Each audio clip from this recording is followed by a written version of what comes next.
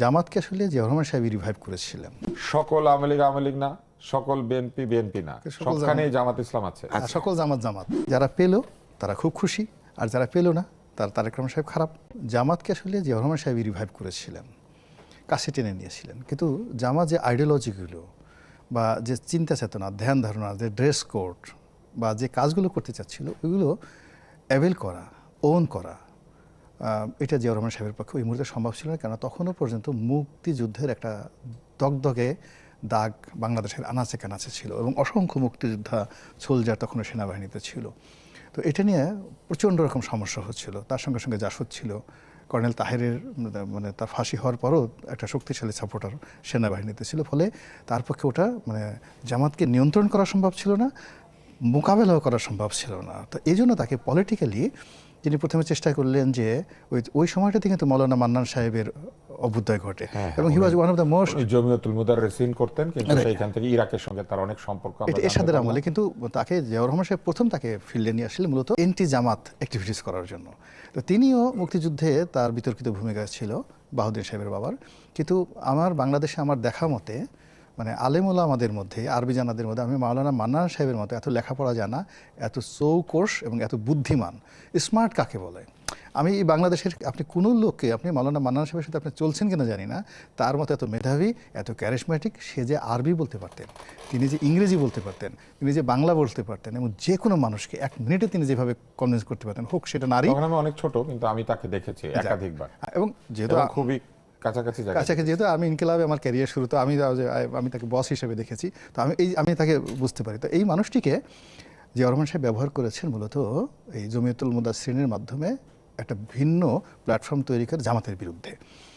তো তারপরেও কিন্তু যেহেতু ওটা 100% পলিটিক্যাল ছিল না, মান্নান সাহেব তাকে যথেষ্ট মানে রিলিফ দিয়েছেন জিয়াউর রহমান সাহেবকে। তারেক রহমান সাহেবের যে কতগুলো প্রবলেম, ফার্স্ট প্রবলেম হলো তার অফিসের মধ্যে 3টি গ্রুপ আছে। আপনি সেটা জানেন? তাহলে উনিও তো জানেন। হ্যাঁ, উনি অবশ্যই জানেন, আমার চেয়ে ভালো জানেন, কিন্তু আমরা বাইরে থেকে দেখি। প্রথম এই মুহূর্তে যে গ্রুপটি, যেটা হলো তার সঙ্গে লন্ডন থেকে যারা এসছেন, একেবারে ঘরের মানুষ, আপনজন, তাদের দাপট সবচেয়ে বেশি।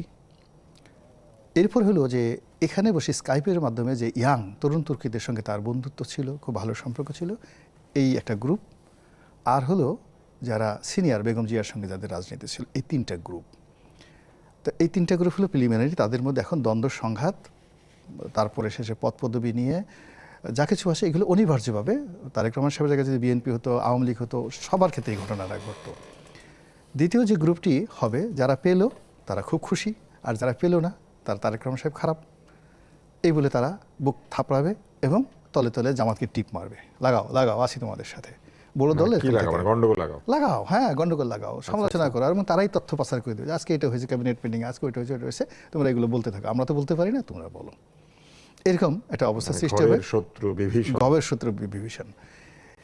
এরপরে যেটা হচ্ছে আরেকটা গ্রুপ তৈরি হয়ে গেছে, এটা ওনার জন্য সবচেয়ে বড়, সেটা হলো হঠাৎ করে এই যে ফুল পার্টি, এই গত 17 বছরে মানে এদের কোনো দেখার সাক্ষাৎ কেউ দেখেনি, লন্ডনেও দেখা যায় নাই, বাংলাদেশেও দেখা যায় না, কিন্তু এই সময়টাতে কোথা থেকে যেন ফুলের তোড়া নিয়ে এনে এই তারেক রহমান সাহেবের মেয়ে আছে, আর স্ত্রী আছেন, তার পার্সোনাল স্টাফ আছেন, এমনকি ওনার নিজের কাছে আসেন, ভাইয়া ভাবি ইত্যাদি ইত্যাদি, আমরাই এটা করেছি, আমরাই সব, তাদের পোশাক ভালো, টাকা আছে, ধনী, মানে দালাল যাকে বলা হয়, মানে মধু খাওয়া।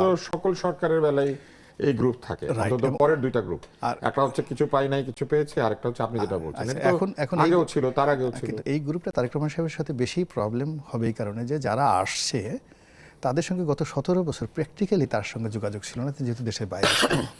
কিন্তু যদি উনি বাংলাদেশে থাকতেন, কিংবা এটা যদি বেগম জিয়া হতেন, কিংবা এটা যদি শেখ হাসিনা হতেন, তাহলে তিনি সবাইকে চিনে যাই, তুই যে ফুল নিয়ে আজকে আসলি, তোর তো এতকাল দেখি নেই, তোর বাপের নাম কি, বাড়ি কোথায়, এই কথাটা জিজ্ঞেস করতে পারতেন। কিন্তু তারেক রহমান সাহেব ভদ্রলোক মানুষ, তিনি এই কথাগুলো জিজ্ঞেস করতে পারবেন না। তো এরকম ইন্টারনালি যে সমস্যাগুলো আছে, তার সঙ্গে সঙ্গে যে মৌলিক রাষ্ট্রের সমস্যা, অর্থনৈতিক সমস্যা, বেকার সমস্যা, যেটা আজিজ ভাই বললেন, তারপরে আরও অনেক সমস্যা, আমলাতন্ত্রের সমস্যা, এই সমস্যার কারণে এভরিডে প্রথম 6 মাস তার জন্য একটা বিভীষিকার সময় পার হবে।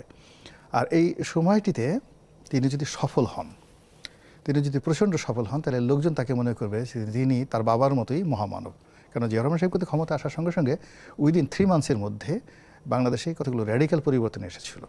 দ্রব্যমূল্য, যোগান, সাপ্লাই, যে মালগুলো বা যে বিষয়ে নিত্য প্রয়োজনীয় পণ্য বঙ্গবন্ধু জমানায় পাওয়া যাচ্ছিল না, লবণের অভাব, চিনির অভাব, তো এই জিনিসগুলো কিন্তু জিয়াউর রহমান সাহেব ক্ষমতা আসার সঙ্গে সঙ্গে অ্যাভেলেবল হয়ে গেছে। তো এখন যে সমস্যাগুলো বাংলাদেশে আছে, এটা যদি তারেক রহমান সাহেব তার বাবার মতো করতে পারেন, তিনি হয়ে যাবেন মহামানব। এবং জামাতের এই জান্নাতের টিকিট, তারপর সে সততা, ন্যায়পরায়ণতা, যে কথাগুলো বলছেন, চাঁদাবাজি সাদাবাজি, এই একটা জিনিসও তার জন্য, তার মানে জনজীবনের যে দুর্ভোগ সেটা দূর করতে পারলেই তিনি জনপ্রিয় হয়ে যাবেন। জনপ্রিয় না, তিনি মহানায়ক হয়ে পড়বেন তার বাবার মতো, এবং জামাত বিপদে পড়বে।